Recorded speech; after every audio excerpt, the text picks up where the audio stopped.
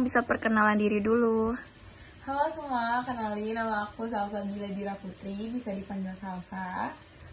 Oke, Salsa, aku akan ngewawancarain kamu beberapa hal mengenai pembayaran jasa lingkungan dan Wanatani.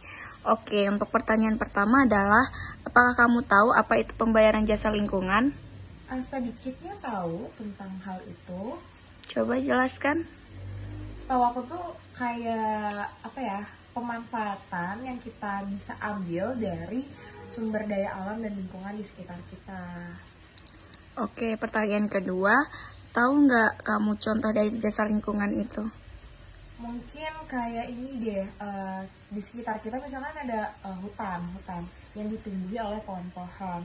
Nah, yang kita bisa ambil dari manfaatnya adalah pencegahan banjir di sekitar kita. Nah, itu salah satu contohnya. Oke, pertanyaan ketiga adalah, apakah kamu tahu apa itu Wanatani dan coba deh jelaskan dampak dari Wanatani itu terhadap lingkungan apa? Oke, Wanatani ya, setahu aku tuh kayak dimana pemanfaatan suatu lahan yang kita bisa tanami kayak tumbuhan-tumbuhan kayu, tanaman kayu yang diselingi oleh tanaman-tanaman pertanian gitu. Terus juga manfaatnya mungkin efisiensi lahan oleh masyarakat sekitar dan kayak pertanian berkelanjutan yang dapat mengoptimalkan kesuburan tanah tersebut gitu. Oke, terima kasih atas waktunya Salsa. Sama-sama. Jasa lingkungan adalah penyediaan, pengaturan, penyokong proses alami, dan pelestarian nilai budaya oleh suksesi alamiah dan manusia yang bermanfaat bagi keberlangsungan kehidupan. Jadi, siapa aja sih yang bisa menyediakan jasa lingkungan? Yang pertama, ada perorangan, kelompok masyarakat, dan pemerintah. Oke, sekarang aku mau kasih tahu ke kalian apa itu pembayaran jasa lingkungan. Pembayaran jasa lingkungan merupakan pemberian imbal jasa berupa pembayaran finansial ataupun non-finansial kepada pengelola lahan atas jasa lingkungan yang diberikan. Nah, sekarang kalian penasaran gak sih gimana contoh nyata pembayaran jasa lingkungan yang ada di Indonesia? Salah satu contoh dari pembayaran jasa lingkungan yang ada di Indonesia yaitu sistem Wanatani atau agroforestry. Sistem Wanatani atau agroforestry adalah suatu bentuk pengelolaan sumber daya yang memadukan kegiatan pengelolaan hutan atau pohon kayu-kayuan dengan penanaman komoditas atau tanaman jangka pendek seperti tanaman pertanian. Dengan kata lain, melakukan pembudidayaan tanaman kehutanan dengan tanaman pertanian pada suatu lahan. Wanatani di Nusa Tenggara.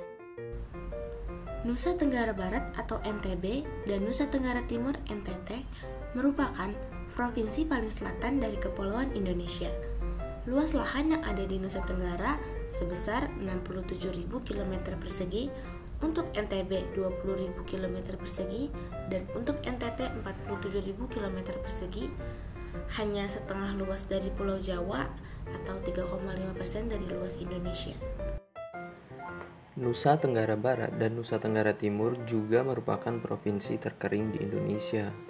Curah hujan hanya terbatas sampai 3 bulan atau kurang. Umumnya, hujan turun bulan Desember sampai Februari. Cuaca menjadi kering mulai bulan Maret sampai April dan pada bulan Mei sampai November menjadi sangat kering. Sebagian besar penduduk Nusa Tenggara tinggal di daerah pedesaan dan menggantungkan hidupnya pada pertanian. Namun, tanah di sana memiliki kegunaan yang terbatas untuk pertanian. Curah hujan yang rendah dan musim kering yang panjang membatasi produktivitas tanah. Petani di Nusa Tenggara menggunakan sistem Wanatani atau agroforestry, di mana petani melindungi dan menanam lebih banyak pohon di lahan mereka sendiri.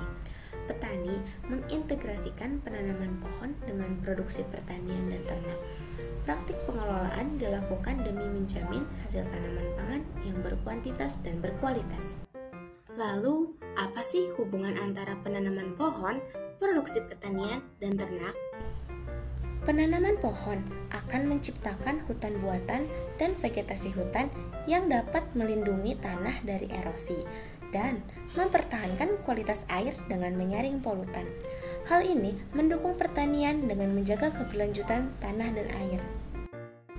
Kemudian, kotoran hewan ternak dapat digunakan sebagai pupuk organik untuk pertanian yang meningkatkan kesuburan tanah dan produktivitas tanaman.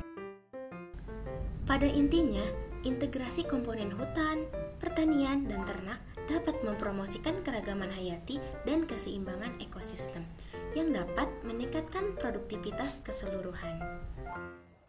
Apa aja sih jasa lingkungan yang dihasilkan dari sistem warna tani ini? Yang pertama, ada pelestarian biodiversitas.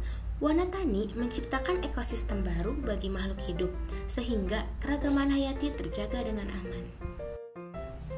Yang kedua, penyerapan karbon.